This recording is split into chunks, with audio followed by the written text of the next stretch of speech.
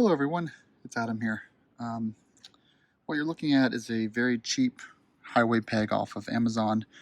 I think it was $45 for the pair. And I wanted to show you guys how to install this on the GV crash bars for the F750GS. It pretty much works with any 1-inch crash bar. It was 5/8 to 1 inch. It even comes with a little bit of a spacer here if you need to add a little bit more thickness. But basically the way this works is this goes around your crash bar right there. Then you tighten this down, and it's got these little ball joints right there that allow this to move in and out like this. And I'll show you how it works once we get it installed on the bike, but you have to basically install it for it to move. Basically it starts here on your peg, and then you can move it all the way up or all the way down. I'll show you on the bike how it looks. So here we are on the driver's side of the F750. You've got it on the lower part here. So here's Heather's foot pegs right here. If she puts her feet out, they end about here. And so you'll see this is all tightened down like that. And then you've got this here, and this moves on a plane like that. Boom. And you can put your legs across here. I was concerned about the orientation because it is kind of facing forward. But when her legs go out, her ankle of her boots goes right here. So cool looking highway peg. Let's go ahead and get it installed on the other side, and I will take you to that video now. So we are outside today, so please pardon the road noise. All right, you'll see some knee in here. Sorry about that too. Get that cleaned up. Actually, I think, yeah, we're gonna put it, yeah, it is slightly different on this side. So we're gonna utilize, let's grab our foot peg. So for this side, I think maybe I'll put it here. I don't know if I wanna put it there. No, that actually would be the best place, right here. On this side. She has short legs, so what we're going to do first, we're going to take, this is a 5mm and this is a 13, just break this loose.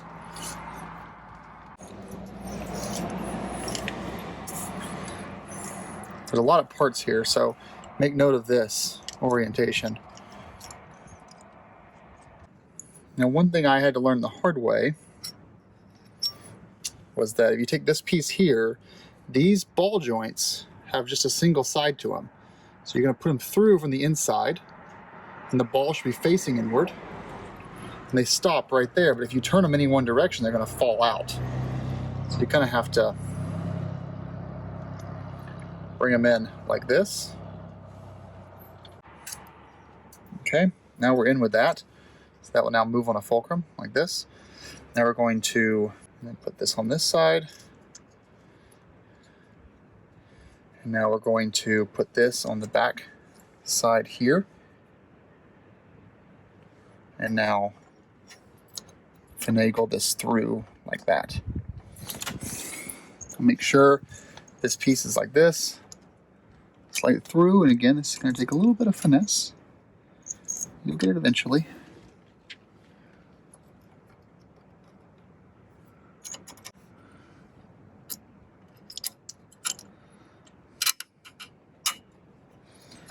All right, now you'll see this is getting caught. I'm going to turn that into that hole. So this goes all the way in. And on the other side, so as you can see, you get these both in these two holes. Just slide these little spacers in, and you can thread this down. For now, just hand tighten. Don't go crazy. And we want to make sure that this slides. It does. I'm going to figure out your orientation, which is going to be this right here. Yep, that'll do. Now we're going to put this back. We're going to go ahead and put some thread locker on both of these bolts. The 750 and 850 are pretty low vibration bikes, but these are not locked. So I'm going to do some thread locker on them. And this is a size 4. Which we can, for now, just move this around here and get it started.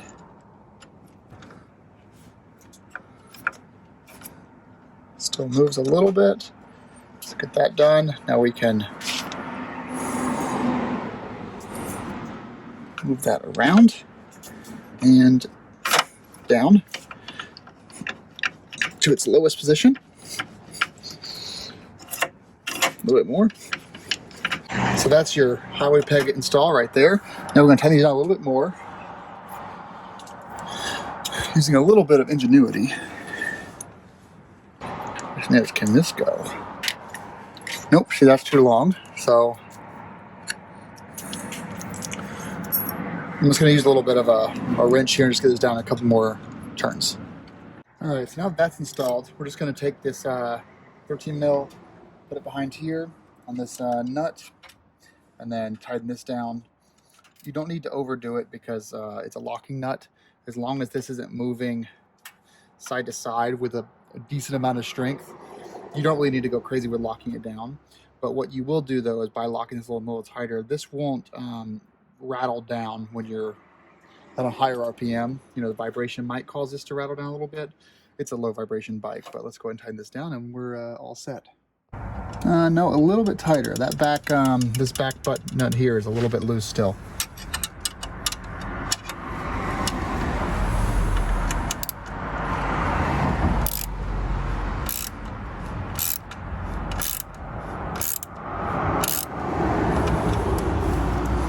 There we go. That's way better. Now you can see, because this is a really low cost kind of, you know, wherever China part.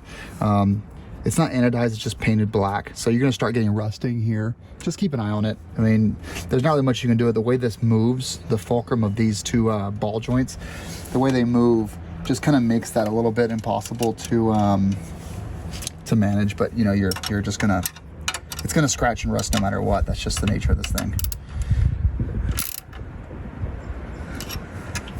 All right, there you go. Look at that. Isn't that cool? So we got this on both sides now. So Heather, we'll cut to Heather with her boots. So there's the next clip. I'll show that to you guys, and then we'll call it a wrap. Thanks for watching, guys. Ride safe. Now, can you make your kickstand come out, or your thing come out? There you go. Now, how does that work for highway peg? Does that feel good to you? Yeah, that'll be nice. Hold on. Not that I'm like relaxed enough to be able to do this yet. Other side. That one's already out.